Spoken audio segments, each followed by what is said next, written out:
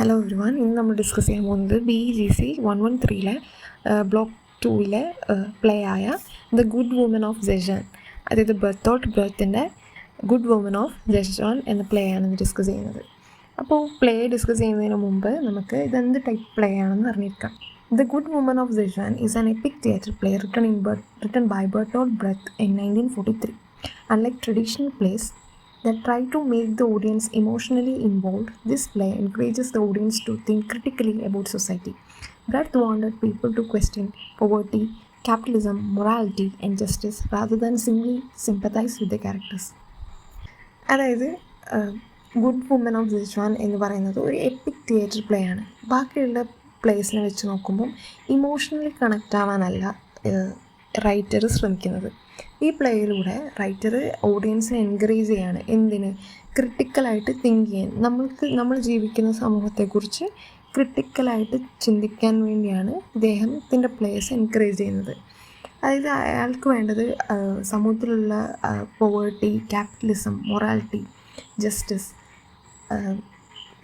മനുഷ്യരെ അതുമായിട്ട് ബന്ധപ്പെട്ടിട്ടുള്ളത് ക്യാരക്ടേഴ്സിലൂടെ അവർക്ക് മനസ്സിലാക്കി കൊടുത്ത് അത് ക്രിട്ടിക്കലായിട്ട് തിങ്ക് ചെയ്യാൻ വേണ്ടിയിട്ടാണ് ബ്രെത്ത് ശ്രമിക്കുന്നത്. അല്ലാതെ അത് ആ ക്യാരക്ടറിനോട് സിമ്പതി തോന്നി ഇമോഷണലി കണക്റ്റ് ആവാനല്ല ഇദ്ദേഹം ശ്രമിക്കുന്നത്. അതുപോലെ ഈ പ്ലേയിൽ ഒരു സെൻട്രൽ ക്വസ്റ്റ്യൻ ചോദിക്കുന്നുണ്ട്. ആ ക്വസ്റ്റ്യനാണ്, can a person remain good and honest in a society driven by money and selfishness? അതായത് പൈസയുടെയും സ്വാർത്ഥതയിലൂടെയും നീങ്ങുന്ന ഒരു സമൂഹത്തിൽ ഒരു മനുഷ്യനെ നല്ലൊരു വ്യക്തിയായിട്ട് തുടരാൻ സാധിക്കുമോ? ഇതാണ് ഇതിൽ ചോദിക്കുന്ന മെയിൻ ചോദ്യം. അപ്പോൾ ഇതിനൊരു കൃത്യമായ ഉത്തരം കൊടുക്കുന്നതിന് പകരം ഈ പ്ലേ എന്ത് ചെയ്യുന്നതെന്ന് വെച്ചാൽ ഒരു സാധാരണ ഒരു സ്ത്രീയായ ഷെൻതായ് എന്ന് പറഞ്ഞൊരു സ്ത്രീയുടെ കഥയിലൂടെ നമ്മളെ കൊണ്ട് ചിന്തിപ്പിക്കുകയാണ് ചെയ്യുന്നത്. അപ്പോൾ ഇതിനു മുമ്പ് നമുക്ക് ഓഥറിനെ കുറിച്ച് പഠിക്കാം. അതായത് Bertolt Brecht. He was a German playwright, poet and theatre director. He is regarded as one of the greatest dramatists of the 20th century and is best known for developing epic theatre. Brecht believed that theatre should educate people and encourage social change rather than simply entertain them. അതാണ് അയാൾ believe ചെയ്ത theory എന്താണെന്ന് വെച്ചാൽ, തിയേറ്ററിലൂടെ ആളുകളെ entertain ചെയ്യിപ്പിക്കുകയല്ല വേണ്ടത്, ആളുകളെ educate ചെയ്യിപ്പിക്കുകയാണ് ചെയ്യുന്നത്. He opposed emotional theatre and instead wanted audience to observe events objectively and think about the causes of social problem. His plays often criticized capitalism, exploitation, inequality and injustice. അപ്പോൾ ഇതൊക്കെയാണ് ഓഥറിനെ കുറിച്ച്. ഇനി ഈ സ്റ്റോറിയുടെ ഒരു background എന്ന് പറയുന്നത്, this play is set in a Chinese province of Sichuan. Sichuan എന്ന് പറയുന്ന ഒരു ചൈനീസ് പ്രൊവിൻസിലാണ് ഈ ഡ്രാമ നടക്കുന്നത്. Brecht was not trying to describe real Chinese society. China serves as a symbolic setting where he explores universal social issues. ഈ പ്ലേയിലൂടെ ഇതിപ്പോൾ Chinese പ്രൊവിൻസിലായതുകൊണ്ട് Chinese സൊസൈറ്റീനെ describe ചെയ്യാൻ വേണ്ടിയിട്ടല്ല അദ്ദേഹം ഈ സെറ്റിംഗ് സെലക്ട് ചെയ്തത്. The story revolves around 3 gods who descend to earth in search of truly one good person. They believe that even if one genuinely good human being exists, then the world can still be considered morally sound. The search leads them to Shentai. ഈ story ചുറ്റിപ്പറ്റിയിരിക്കുന്നത് 3 ദൈവത്തിൻ്റെ ഇതിലാണ്. അതായത് 3 ദൈവങ്ങൾ സ്വർഗം വിട്ട് ഭൂമിയിലേക്ക് വരികയാണ്. എന്തിനാണ് വരുന്നത്? ഒരു ഏറ്റവും നല്ല ഒരു മനുഷ്യനെ കണ്ടുപിടിക്കാൻ വേണ്ടിയിട്ടാണ് ഇവർ വരുന്നത്. അപ്പോൾ ഒരു വിശ്വസിക്കുകയാണ്, അതായത് ഒരു മനുഷ്യനുണ്ടെങ്കിൽ വേൾഡ് നന്നായിട്ട് പോകും എന്നാണ് അവർ വിശ്വസിക്കുന്നത്. അപ്പോൾ അതിന് ഒരാളെ അവർ നല്ലൊരു വ്യക്തിനെ കണ്ടുപിടിക്കാൻ വേണ്ടി അവർ വരികയാണ്. അങ്ങനെയാണ് ഇവർ ഷെൻതായ് എന്ന് പറഞ്ഞ നമ്മളെ ആളുടെ അടുത്തേക്ക്, നമ്മളെ വിമനിലേക്ക് എത്തുന്നത്. ഇനി നമുക്ക് ഡീറ്റെയിൽ ആയിട്ട് സ്റ്റോറിയിലേക്ക് നോക്കാം. Okay, the story begins with a pure water seller. ഒരു വെള്ളം വിൽക്കുന്ന വാങ്ങിലൂടെയാണ് സ്റ്റോറി സ്റ്റാർട്ട് ചെയ്യുന്നത്. ഒരു വൈകുന്നേരം വാങ് ഇങ്ങനെ കേൾക്കാണ് 3 ഗോഡ്സ് വരുന്നുണ്ടെന്ന്, ദൈവങ്ങൾ ഭൂമിയിലേക്ക് വരുന്നുണ്ട്. അവർ ഏറ്റവും നല്ലൊരു വ്യക്തിനെ തപ്പിയാണ് നടക്കുന്നത്. ദൈവങ്ങൾ ഇങ്ങനെ ഒരാളെ തേടി പല വീടുകളിൽ അലയുന്നുണ്ട്. പക്ഷെ ആരും അവരെ സഹായിക്കുന്നില്ല. കാരണം ചിലർ പാവപ്പെട്ടവരാണ്, ചിലർ സെൽഫിഷാണ്, ചിലർ പരിചയമില്ലാത്ത ആളുകളെ സഹായിക്കാൻ താല്പര്യമാകുന്നില്ല. അങ്ങനെയാണ് വാങ്ങിലൂടെ ഇവർ ഷെൻതാ എന്ന് പറയുന്ന എ കൈൻഡ് ഹാർട്ടഡ് യങ് വുമനിലേക്ക് എത്തുന്നത്. Although Shanta is poor herself, she welcomes the gods into her small house and offers them food and shelter. എന്താണ്, അവൾ ദരിദ്രയായിട്ടും അവരെ സ്വീകരിച്ച് അവർക്ക് വേണ്ട സൗകര്യങ്ങളൊക്കെ അവൾ ഒരുക്കി കൊടുത്തു. The gods are deeply impressed by her kindness. They conclude that she is a good person they have been searching for. അവർക്ക് അവളുടെ ആക്ഷനിൽ സംതൃപ്തിയായി അവർ മനസ്സിലാക്കി നമ്മൾ തപ്പി നടന്ന നല്ല മനുഷ്യർ ഷെൻതായാണെന്ന്. Before leaving, the gods reward Shentai by giving her a large sum of money. They hope she will use it to build a better life while continuing to remain good. അപ്പോൾ എന്താ, തിരിച്ചു പോകുന്നതിന് മുമ്പായിട്ട് ഗോഡ് അവർക്കൊരു reward പോലെ വലിയൊരു തുക സമ്മാനമായിട്ട് കൊടുത്തു. അവർ വിചാരിച്ചു ഇവിടെ ഇനിയുള്ള മുമ്പോട്ടുള്ള ജീവിതം നന്നായിട്ട് കൊണ്ടുപോകാൻ ഇത് ഉപകരിക്കുമെന്ന്. അങ്ങനെ അവൾ ഈ പൈസ ഉപയോഗിച്ച് അവളൊരു ഷോപ്പ് തുടങ്ങുന്നുണ്ട്. അങ്ങനെ അവളൊരു ഷോപ്പ് തുടങ്ങുന്നത് ടൊബാക്കോ ഷോപ്പാണ്, പുകയിലക്കടയാണ്. She dreams of living honestly and helping everyone. അങ്ങനെ അവൾ സ്വപ്നം കാണുകയാണ് അവൾ എല്ലാവർക്കും സഹായം ചെയ്ത് കൊടുത്ത് സന്തോഷമായി ജീവിക്കുന്നത്. പെട്ടെന്ന് തന്നെ ഇവളുടെ കൈൻഡ്നെസ് ആൾക്കാർ യൂസ് ചെയ്യാൻ തുടങ്ങി, അതിലായിട്ട് അഡ്വാൻറ്റേജ് എടുക്കാൻ തുടങ്ങി. അതായത് പാവപ്പെട്ട അവളുടെ ബന്ധുക്കളും മറ്റും അവളോട് ചോദിക്കാതെ കടയിൽ കയറിയും സാധനങ്ങൾ എടുക്കാനും ഭക്ഷണവും മറ്റും അവളോട് ചോദിക്കാൻ തുടങ്ങി. പണിയില്ലാതെ നടക്കുന്നവർ ഇവളോട് പണി തരാൻ ആവശ്യപ്പെടാൻ തുടങ്ങി. അതുപോലെ ഇവളോട് പലരും കടം വാങ്ങിക്കാൻ തുടങ്ങി. പക്ഷേ പൈസ തിരിച്ചു തരാതെ പലരും അവളുടെ കൈൻഡ്നെസ് മുതലെടുത്തു. Since Shen Te cannot refuse anyone, she gradually loses her savings. Her kindness becomes a weakness that everyone exploit. അങ്ങനെ ആരോടും നോ പറയാൻ പറ്റാതെ അങ്ങനെ അവളുടെ സേവിങ്സൊക്കെ നഷ്ടപ്പെടാൻ തുടങ്ങി. അപ്പോൾ അവൾക്ക് മനസ്സിലായി ഇങ്ങനെ കണ്ടിന്യൂ ചെയ്ത് കഴിഞ്ഞ് കഴിഞ്ഞാൽ ഇവൾക്കെല്ലാം നഷ്ടപ്പെടുന്നു. If she remains kind she will be poor again. അതായത് അവൾ കൈൻഡായിട്ട് തന്നെ തുടർന്ന് കഴിഞ്ഞാൽ അവൾ ഇനിയും ദരിദ്രയാവും. If she become strict she feels she will no longer be a good person. ഇനി അവൾ നല്ല സ്ട്രിക്റ്റ് ആയി കഴിഞ്ഞ് കഴിഞ്ഞാൽ എന്താ, എല്ലാവരും വിചാരിക്കും അവൾ നല്ലൊരു വ്യക്തിയല്ല എന്ന്. To solve this problem Shen Te invents a completely new identity. ഈ പ്രശ്നം പരിഹരിക്കാൻ വേണ്ടിയിട്ട് ഷെൻത ഒരു ഐഡിയ സ്വീകരിച്ചു. ഐഡിയ എന്താണെന്ന് വെച്ചാൽ she disguise herself as her imaginary cousin Shui Ta. Shui Ta എന്ന് പറഞ്ഞാൽ അവളുടെ ഒരു കസിനായി, അതായത് മുറച്ചെറുക്കൻ എന്ന പോലെ അവൾ പുരുഷ വേഷം കെട്ടി കടയിൽ നിൽക്കാൻ തുടങ്ങി. Shweta is presented as a tough, practical businessman. Whenever Shanta disappears, Shweta suddenly appears. അതായത് ഷെൻതായി ഇല്ലാത്ത സമയത്ത്, അതായത് നമ്മളെ യങ് വുമൻ ഇല്ലാത്ത സമയത്ത് കടയിൽ ഷുയിത്തായി ഉണ്ടാവും. അതായത് ഈ യങ് വുമൻ പുരുഷ വേഷം കെട്ടി നിൽക്കുകയായിരിക്കും. ഷുയിത്തയുടെ പ്രത്യേകത എന്താണെന്ന് വെച്ചാൽ ഷെൻതേൻ്റെ നേരെ ഓപ്പോസിറ്റ് ആയിരിക്കും. വളരെ പ്രാക്ടിക്കലും സെൽഫിഷും അതുപോലെ എല്ലാവരോടും വളരെ റഫായി പെരുമാറുന്ന ഒരാളായിട്ടാണ് ഷുയിത്തായി അവതരിപ്പിക്കുന്നത്. Nobody suspects they are actually the same person. പക്ഷെ ആർക്കും മനസ്സിലായില്ല ഇത് രണ്ടും ഒരാളാണെന്ന്.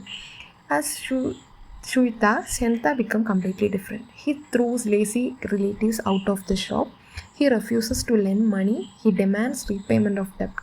He speaks firmly and makes business decisions without emotion. People who exploited Shanta now fear Shweta. അപ്പോൾ ഷുയിത്തായി വന്നതിന് ശേഷം കുറേ മാറ്റങ്ങൾ വന്നു. അതിക്രമിച്ച് വീട്ടിൽ താമസിക്കുന്ന റിലേറ്റീവ്സിനെ പുറത്താക്കി.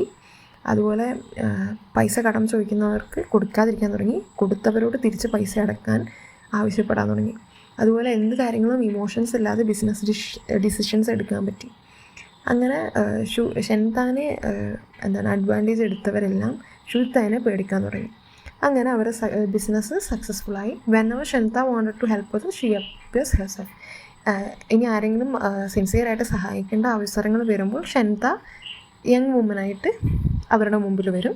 ഇനി അങ്ങനെ അല്ലെങ്കിൽ ഡിഫിക്കൽട്ട് ഡിസിഷൻസ് ഒക്കെ എടുക്കേണ്ട അവസരത്തിൽ അവൾ പുരുഷ വേഷം കിട്ടി ഷുയിത്തായി വരും. This double life continues throughout the play.